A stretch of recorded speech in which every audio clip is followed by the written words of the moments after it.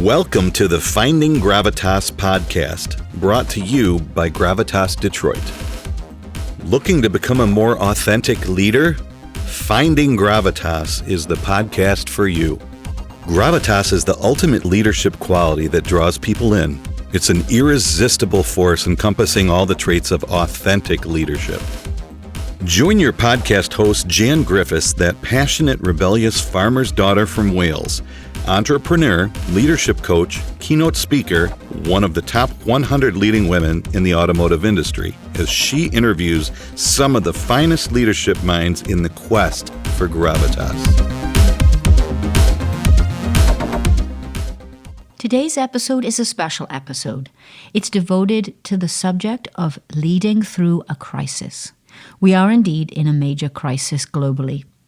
We're in the midst of the COVID-19 crisis, a situation that's completely unprecedented. We've never been in a situation like this before. It's going to take all the leadership skills, all the authentic leadership skills that we have, and yes, it's going to take a lot of gravitas to take us through this. This is where the real leaders will shine and rise to the top, and others will fail. The purpose of this episode is to share all the information that I've gathered, either through research or through my own experience of leading people through crisis situations, in the hope that it will help others lead through this situation. A leader's responsibility is to provide a sense of calm through this, establish a steady hand, and provide hope and paint a picture of the future. We will all respond to this situation in our own individual way, and how we get through it and how we succeed depends on the meaning that we associate with it and what's happening around us. It will be so easy for people to spiral downward and spend their days glued to TV reports, gripped with panic and fear, wondering what's happening. And that doesn't do anybody any good. We have a choice. We can choose to live our lives that way, or we can choose to have a different mindset, a more positive mindset. And it's up to the leader to start to paint that picture for the future and talk about how we will get through this as a team. We're going to get through this together. We're all going to get through this. We know it. This too shall pass. We went through the crisis in 2008. We've been through difficult situations, but holding firm to that belief and even thinking about life after COVID-19 and what the future will look like is a difficult thing to do right now. It takes a strong leader, a leader that will show conviction, demonstrate resilience, and have the courage to stay positive and forward thinking. These are the leaders that will take their teams through this crisis successfully. It's an opportunity to get out of our comfort zones, establish new habits, new norms, new ways of doing business, tap into our creativity, and connect with people on a deeply human level. This is an opportunity to connect with your team in a deep emotional way, more so than perhaps you've ever connected before. We're all going through some level of anxiety, fear, concern, worried about our health, our family, our money, feelings of isolation, of helplessness. We know that this wave is coming at us of this virus, and it's going to hit hard, and there's no running away from that or denying that it's going to happen. But preparing ourselves mentally and emotionally and helping our teams get through this will be one of the most rewarding leadership experiences that we will ever go through. It's our job as leaders to provide a safe environment for people to express their feelings, their emotions, and their concerns. We need to acknowledge and validate the emotions and feelings that people are going through right now. This is not the time to be the tough guy, the bully, and move into command and control and show how tough we are and that this isn't going to bother us. We're going to run the business. We're going to achieve all the metrics and we're going to get through this. We're just going to muscle through it. That's not the leadership style that will get us through this. We need to listen. This is an opportunity to hone in on those listening skills. We need them now more than ever before. Every individual on your team will have a different response to what's happening right now. As the leader, it's your responsibility to listen, to show compassion, to show empathy. If you've ever thought that these two traits show weakness, no. Now is the time that you need to draw on those tools in your toolbox. You need to show compassion and empathy.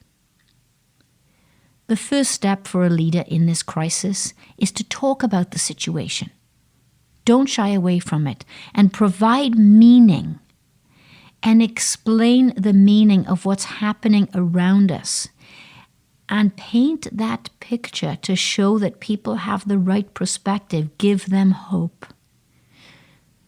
You all know those people in a crisis situation. Let's use an example. Perhaps they've lost their job and it's all doom and gloom and it's all, oh my gosh, the world is coming to an end. I don't know how I'm going to survive. I'm going to get through this. My identity's gone. How am I going to keep my family going?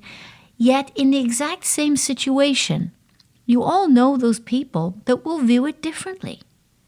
And they'll say, you know what? I didn't really like that job anyway. This is an opportunity for me to do something different. It's the nudge that I needed. I'm looking at this as a whole new horizon is opening up for me. That's a growth mindset. It's the exact same situation happening to two people, but how they respond is the difference. The mindset that they have and the meaning that they associate to the events around them help them create that mindset. It's a growth mindset. And it's up to the leader to help everyone on the team associate meaning that has a more positive outlook and a more positive impact. Let's talk about some specifics of how we would do that. Many teams will be forced to work from home, maybe going virtual for the first time. This is a great opportunity to figure out how to handle the technology. Maybe you've been avoiding it for a while. How to be really efficient and demonstrate performance when you're working from home. Perhaps as a leader, you've had some trust issues. Maybe you didn't want to embrace the work from home methodology because you didn't quite trust that people were going to work. You had this feeling that people were just going to sit on the couch and watch TV all day. This is an opportunity to embrace that fear and push through it, to show the team that you trust them completely, that you can nurture trust. Okay, so the truth is that we probably don't have a choice. If you're told to work from home 100% of the time, then that's what you have to do. So it's not by choice. But this is a way, albeit somewhat forced, but it's a way to let go of that fear and develop that trust and nurture that deep and meaningful connection and closeness with the team that perhaps wasn't there before. And then imagine, if this is an opportunity to make all of that happen, what is life going to be like when we get back to normal and the team is back together again face to face? It could be a great learning experience for everyone involved. We all have a choice as to how we're going to respond to this crisis.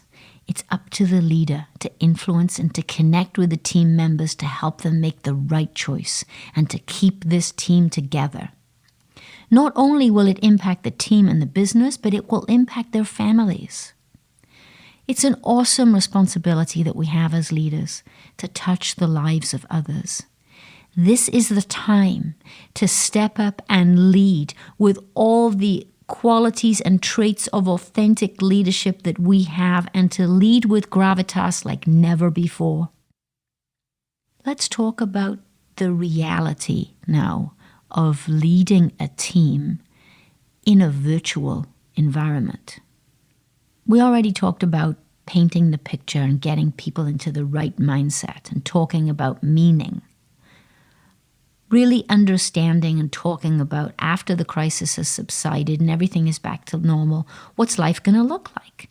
And what's that going to feel like when we all realize that we've actually succeeded and we've gotten through this together? What does that day look like? It's important for the leader to talk about that because that day will come. But here we are, perhaps managing a virtual team for the first time. And many of you may be feeling uncomfortable at that thought. And it will be a challenge. But here's some tips and tricks that I've learned along the way. After 30 years in a corporate environment, in a corporate role, I moved to working from home and working in a co-working space about 18 months ago. So let me share with you what I've learned.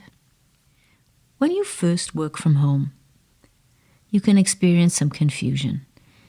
The environment is different because remember, home and work, you have a different mindset. So when you're at home and you're trying to accomplish tasks and do actual work, you're in a different frame of mind, particularly if you sit in the chair that you normally sit in at home where you relax and maybe watch TV or interact with the family.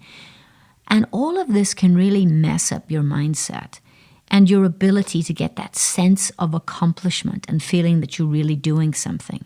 You may feel some level of guilt because you're at home, unsure of what's expected in this new reality. It's up to the leader to set those expectations up front. Maybe as a leader, you do that as a team and you say, hey, we're all working from home for the first time. Let's talk about how this is going to work. What are your concerns? How often are we going to have meetings? What does the agenda look like? All these things the leader needs to talk about upfront with the team and really bring out any anxieties or concerns. Getting the mindset right is critical, whether you're in a virtual environment or not. For me, here's some things that have worked to get my day off to the right start. Set your alarm when you get up. Make sure that you don't hit the snooze. Set the alarm that you want to get up, the time that you want to get up at, and you don't hit the snooze. You're making a commitment. You're telling yourself, I am going to do this thing. I'm going to get up at this time in the morning. And then you have to follow up and do it because if you don't, you're giving yourself an excuse. When you start your day like that, where you're giving yourself an excuse, you're not setting yourself up for success and for the right mindset. So don't hit the snooze button, even though you can. And when you work from home, you could hit it 5 times, 10 times. Don't do that. Do something the moment you get up. In military circles, they talk about you get up and make your bed. And that's because you need to have that sense of accomplishment. So you make a commitment to yourself. You get up when the alarm goes off, and then you do something, like make the bed or do a very, very simple task. You're getting yourself into the right mind frame, mindset of accomplishment, and you're setting the day up for performance, for real performance. Then do some form of physical exercise.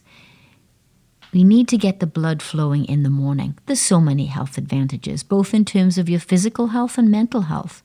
Exercise improves blood flow and memory. It stimulates chemical changes in the brain that enhance learning, mood, and thinking. Mood and thinking are going to be incredibly important as we move through this crisis. In this exercise routine, it doesn't have to be a 1-hour intense workout. Just start with something. Even if it's 10 jumping jacks, going for a run or a brisk walk, just get the blood flowing. Then spend some time with yourself with no distractions. Do not check email or text messages when you get up in the morning. It's the worst thing that you can do. It will send you down a path before you've had a chance to really get your head in the right place. So please don't do that. When the exercise is done, spend some time with yourself. This is your life. This is your blueprint for performance. You decide how much time you want to spend doing this. Might be 5 minutes, 10 minutes, might be up to 45 minutes.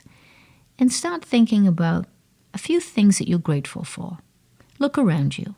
Is it your family, your home, your friends, your career, your health? Just spend a few minutes thinking about that. But then switch to setting your intention for the day. Our intention creates our reality. What does your day look like? What is it that you want to achieve during that day? And then put yourself in that place of achievement and accomplishment. Think through how you're going to feel when that task is accomplished. Maybe it's a team goal with the team and you'll do a virtual high five. Could be a number of different things. Then it's time to focus. And focus is hard, particularly when you work from home. It's so easy to get distracted with emails, social media. It's easy to drift. And this I know more than most. It's very easy for me to check in on social media more than I should. So controlling that narrative in your brain, the one that's talking to you, that's telling you it's okay to do that, it's not all the time. And somehow you get this narrative that says you've earned this reward, that it's okay to take your eye off the task and start to drift into social media. And it's not. So retraining your mind to stay focused will be important during this time. There's a tendency to want to do things around the house when you work from home. Oh, I'll just multitask. Maybe I'll do some laundry, fix something when I'm on a conference call. You cannot do that. You have to say, okay, I am working between the hours of 8 to 5 or whatever your workday is. And during that time you're working. Yes, there will be breaks, but you cannot try to multitask with things around the house. I've tried it and failed miserably. You can try it too, but it will take you off your focus. And staying focused and staying on task is much harder in a virtual environment than it is when you're in an office and you have an agenda and meetings and people that help guide your thought process and guide you through your day. Let's talk about the workspace. Where are you going to work in your home? I work in a dedicated office environment. It's a bedroom. It's a spare bedroom and it's dedicated to be my workspace. And it has all the equipment that I need. You may not have the ability to do that and set aside a whole room. It might be a dining room, it could be an area of the basement, but it needs to be your designated workspace. Don't sit in the chair that you normally sit in and watch TV and then put the laptop on your lap and say, hey, I'm working from home. That's not working from home. You can't do it that way. It doesn't work. It's not effective because you don't know what mindset you're supposed to be in, and the family will be confused. I might do that if I'm working on something that doesn't require my full attention, but when I'm working and I'm focused, I'm in that designated work area. Then take a look at the equipment that you have. If you're on video calls or conference calls more often than you have been in the past, get a decent headset. The headset will help you keep your hands free, and so you won't have any sort of shoulder injury by trying to hold a phone up to your ear. But also it can get rid of outside noise, outside distractions, or AirPods. I use AirPods because I like the freedom of moving around. I don't want a cord attached to me, and I write on the whiteboard in my office when I'm on a call. So I like it for the freedom, but find a decent headset, something that works for you. Then make sure you have a comfy chair. If you're not comfortable and you're going to be sitting there for several hours during the day, you'll end up cursing that workspace. So make sure you get a nice comfy chair. Maybe you need to add some pillows, but really make a conscious effort to get that right. Get that chair right. Then the lighting. The lighting's got to be good, particularly if you're on calls. People need to see you through the video, and you need to be able to see the keyboard and the things that you're writing on, or whatever your work may entail. So you might need to put some new light bulbs in, but take a look at that. And then take a look at the technology that you're using. Start with the internet service. Do you have the bandwidth? Because remember, if schools are closed and kids are home, they're going to be on all of their devices. So you might need to upgrade your internet service. I would take a look at that right now. Then the technology that you use for video conferencing. I'm sure it will be dictated by the company that you work for. But if it isn't, from my personal experience, I like to use Zoom. It's really easy. You can share documents. You can have multiple people on the call. You can have outside people so that they don't have to have a special account. They can connect very easily to Zoom. So there's many advantages to Zoom, but there's many other options out there. I also use project management software that I find that helps me enormously. It's called Asana, A-S-A-N-A. It's free. It gives you the ability to assign tasks and manage projects. There's many other options out there. I know that Slack is growing in popularity. A lot of people really like to use that. But understand the tools that you're going to use as a team and how you're going to use those tools. How often are you going to have meetings? That's key. And this idea that, somehow if you're working on something else, you don't have to attend, or somehow you talk yourself into this idea that you don't have to attend certain meetings, that can't happen. If you agree as a team that you're going to meet at a certain time and a certain day, everybody needs to be present. One of the hallmarks of authentic leadership is consistency. Great leaders are consistent. So establishing the schedule right up front and the reasons for why it's a certain day and a certain time, very important, and staying with that schedule. During a time of crisis, people need to feel safe. They need a sense of stability, and that comes from consistency, and it's the leader that will provide that. And cameras need to be on. So no more putting the tape over the camera or feeling shy or uncomfortable with being on camera. We lose so much of communication if you can't read body language. Making sure that everybody is present, that they're not distracted. We've all been on those calls where people don't have their camera on and then you can hear them clicking in the background because they're doing their email, they're not paying attention. That can no longer happen. People have to be on camera and fully present and focused. So you're working from home, you might not be looking your best. It's okay. Just get through that, get over that. It took me a while to get over that, to be perfectly honest with you. I always thought that I had to be looking a certain way when I was on a video conference. Now I really don't even think about it, and I will put a camera in front of my face if it's something I feel that I need to talk about. So getting comfortable with that, you'll get used to it. It'll just take a little bit of time. Because remember, people are hiring you for your mind and your contribution and the value that you bring to the organization, not for the way that you look. The next part is family. When you're working from home, there are other people that are in the home, quite possibly kids being home from school, and they'll have trouble understanding why all of a sudden mommy or daddy are in this area of the house and they can't play, and they don't want to play. And the way that they've interacted with their parents isn't the same now because the parent is working. And it can be very uncomfortable in the beginning. If you're on a conference call and you know a child is screaming in the background or a dog is barking, it's part of the reality of working from home. And I really think that employers and teams and leaders nowadays are a little bit more understanding of that. So don't get all stressed out with some background noise. The important thing to do is to talk to your family upfront about the routine that is a change for you and the family, and that you will be working from home between these hours, and be very clear on what those hours are. But schedule family time throughout the day. So maybe between 8 and 11, you're not to be disturbed. Perhaps between 11 and 11:30, you're going to step out of your workspace for some family time and engage with the kids, and that's okay. Then there'll be a lunch period, and you'll understand how you're going to spend that lunchtime. That's also an opportunity for some family time. You have to do what works for you. And then you get back at it again. And the family understands that between these hours, you're not to be disturbed. This is when you're working. Schedule a break in the afternoon. Family time, go for a walk. Do something that's not work-related.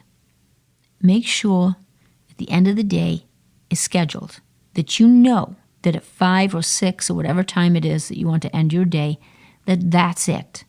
You have to shut the computer down and walk away from that work area, because now you're mentally making that switch between work and family time. And that can be very difficult to manage. And I know that I struggle with this constantly because I like to have the computer open all around the house and I'm checking email or doing different things. That is not the way to work from home. It will cause stress and frustration for you and your family. When you're done, you're done. Now, if you choose that you want to check emails at a certain point later in the evening, Let your family know that that's something you're going to do. You might have a call scheduled later in the evening, and that's okay too. But let everybody know. But don't keep this computer open and you're at home trying to do both at the same time. It doesn't work. It causes problems. One of the most important things that a leader can do during this time and managing a virtual team is to schedule informal sessions. Okay, so maybe you've got the work part of this down to a science, and everybody's calling in and everybody's focused and contributing and you're marching down your agenda and it's all great. But people who are not used to working from home will miss the interaction of being in an office, that banter, the informal chat. And often it's the conversations that happen before and after meetings that can be the most valuable, and you don't want to lose that. Schedule a virtual coffee chat. And I know there's people out there right now going, what on earth are you talking about? People are going to feel isolated. We need to get people to feel connected on an informal level. Schedule a coffee chat. Have people call in and it's just to talk about whatever they want to talk about. It could be the shortage of Lysol wipes. That seems to be a topic of discussion these days. Or the fact that there's no toilet paper in Costco. I don't know. It doesn't matter. But it's important to keep the team connected on an informal level. Then the leader needs to connect one-on-one with every team member. Maybe this is something, these one-on-one meetings that you've been meaning to schedule. It's on your agenda to schedule. Maybe you push them aside in the current work environment. Now is the time to embrace the need for these one-on-one meetings and make them happen. Now, they're going to happen as a conference call, a video conference, and that's okay. But it's more important than ever before to connect with people, to understand the emotional toll that this is having on your team members. Your role as a leader is to keep people galvanized together around the team, the vision, and really drive forward and get through this and see the business through this critical time. And we are going to get through this, but keeping that connection with people, making sure that you don't lose people. You don't want to let people spiral out of control and sit in the chair and watch the news channels all day long. So it's up to you as a leader to keep people connected. This is a great opportunity to connect at a much deeper level than you've ever done before. It's up to the leader to schedule these meetings and make sure that it's going to happen.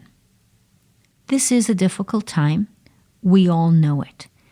But it is a great opportunity to work outside of our comfort zones, to step up and lead like we've never led a team before, and to get through this. We can all do this together. We've done it. We've been through crisis situations before, albeit not exactly the same as this one, but we know that this will pass. We all know it will.